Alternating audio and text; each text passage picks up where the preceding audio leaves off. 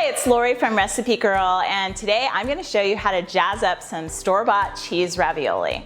When I ask my son what he wants for dinner, more often than not he tells me, "Mom, I want ravioli," and to me that just gets kind of boring. So I've created a recipe that brings in some great fresh ingredients. So let's go ahead and get started.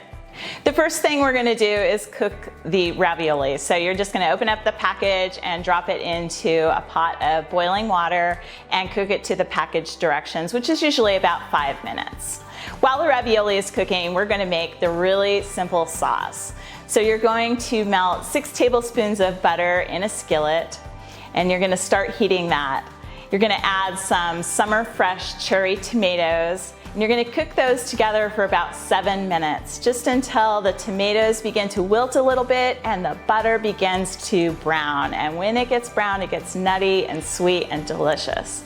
After the tomatoes have wilted and the butter has browned a little bit, we're going to pull that off the stove and we're going to stir in the freshly chopped basil.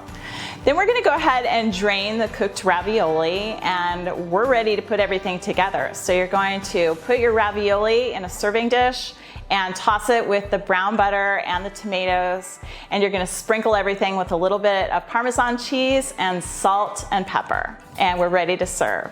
This is a great recipe to use up fresh summer tomatoes, and it's a really quick and easy dinner recipe.